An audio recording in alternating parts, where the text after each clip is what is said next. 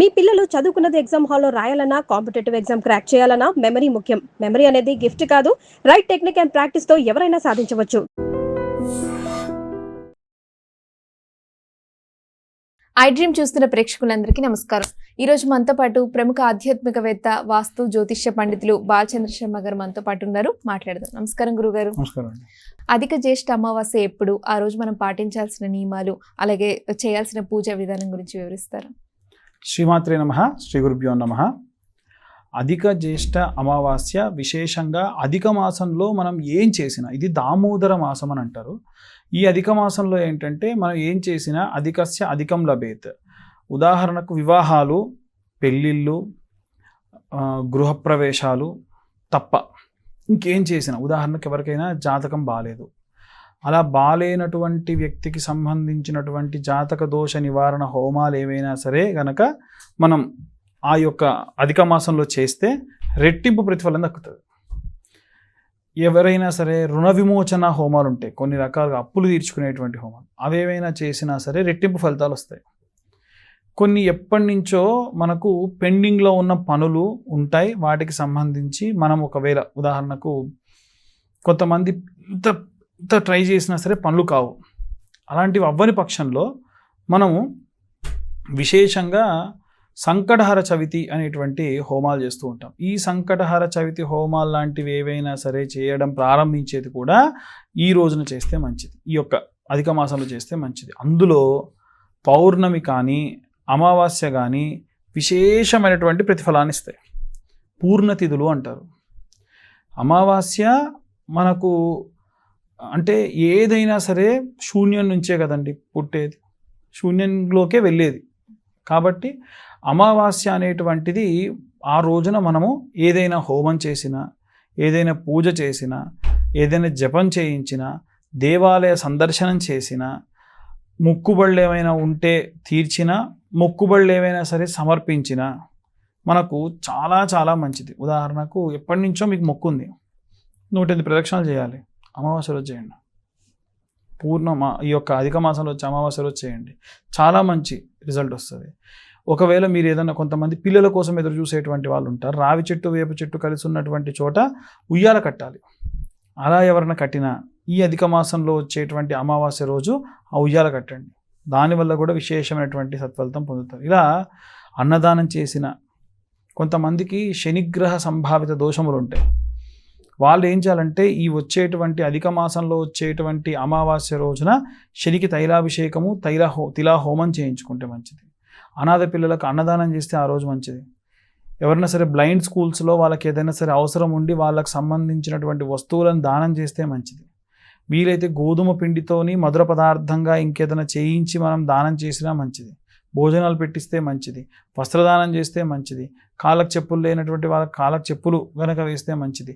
చావు బతుకుల మధ్యలో ఎవరైనా గనక కొట్టుమిట్టాడుతూ ఇంట్లో ఉన్నటువంటి వాళ్ళు బెడ్ రిటర్న్ అయ్యి ఉన్నారనుకోండి, వాళ్ళ కోసము ఒక 21 మంది రోడ్డుపై ఉండేటువంటి అన్నార్తులకి వాళ్ళకి కంబళ్ళు దానం చేస్తే మంచిది. మృత్యు భయాన్ని తీసేసి ఆయుష్నిస్తుంది. ఇలా ఒక్కటి కాదండి, చాలా చాలా ఉన్నాయి.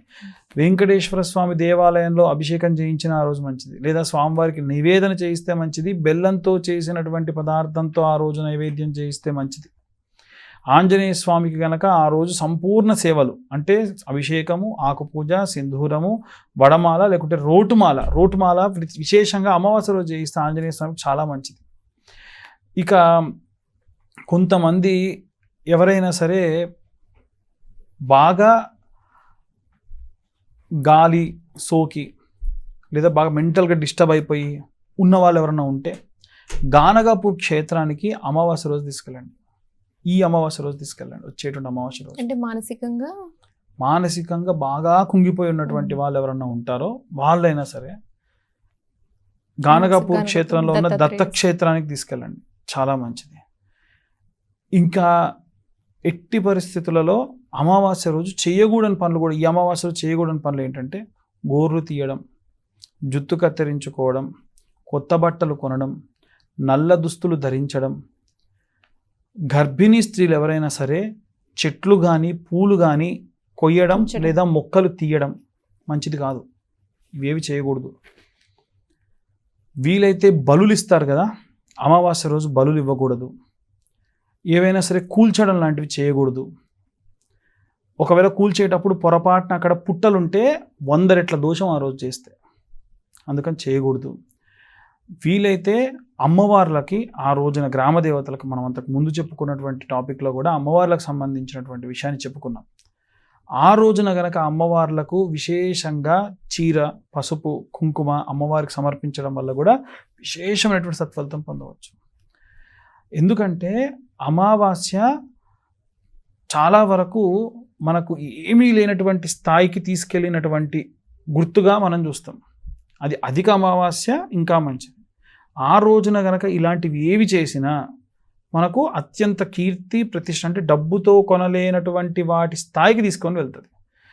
రాజకీయ నాయకులు ఎవరన్నా ఉంటే కూడా వీలైతే గోధుమ పిండితో తయారు చేసినటువంటి వాటితోని గోవుకు స్నానం పోసి ఈ రొట్టెలు లాంటివి తినిపిస్తే మంచిది. గాసం ఆ రోజు గడ్డికి దానికి దానం చేస్తే మంచిది. బ్రాహ్మణులకు ఎవరికైనా సరే, అంటే బీద బ్రాహ్మణులు అందరికీ దానం ఇవ్వచ్చు. బీద బ్రాహ్మణులు ఎవరైనా ఉంటే ఆ బ్రాహ్మడికి తల్లిదండ్రులని పురస్కరించుకొని, ఉదాహరణకు ఎటువంటి ఇవి చేయట్లేదు, వాళ్ళు తద్దినాలు పెట్టట్లేదు, వాళ్ళ తిథి ప్రకారంగా ఏం చేయట్లేదు అనుకున్న వాళ్ళు ఈ అధిక మాసంలో బ్రాహ్మడికి స్వయం పాకంతో పాటు దశదానాలు ఇవ్వండి. అందులో ముఖ్యంగా ఛత్రి, చెప్పులు, గొడుగు, ప్లేటు, చెంబు, కట్టుకోవడానికి వస్త్రము, బెల్లము, నువ్వులు, బియ్యము, అలాగే తినుబండారాలు అంటే నూనె, పప్పు, ఉప్పు, కూరగాయలు, ఇవన్నీ కూడా దానంగా ఇవ్వండి బ్రాహ్మణులకి. అది బీద బ్రాహ్మడికి వాళ్ళ పరిస్థితి తగ్గట్టుగా ఒక వారానికి సరిపడే ఉన్న ఇవ్వండి. దానివల్ల కూడా విశేషమైనటువంటి సత్ఫలితం పొందవచ్చు. ఇలా ఎన్నో రకాలైనటువంటి, ఆ రోజు మొక్క నాటితే మంచిది. ఆ రోజున మొక్కలు నాటితే మంచిది. అందులో కూడా పంచపల్లవాలని, అంటే రావి, జువ్వి, వేప, ఉసిరి, జమ్మి, మేడి, మారేడు, రావి, ఇలాంటివి ఏవైనా సరే దేవాలయ ప్రాంగణాలలో గనక తవ్వి నాటితే మంచిది. ఇలా ఎన్నో రకాలైనటువంటి విశేషమైన సత్ఫలితాలు ఉన్నాయి, ఇంకా మనం చేసుకోవచ్చు. అధిక జ్యేష్ఠ మాసం రోజు పాటించాల్సిన నియమాలు, అలాగే చేయవలసిన పూజ విధానం, అలాగే చేయకుండా పనులు వివరించినందుకు ధన్యవాదాలు గురుగారు. And for more videos, please subscribe to iDream channel. Subscribe to iDream Media. Please subscribe to iDream. Please subscribe to iDream. Please subscribe iDream. And please subscribe to iDream.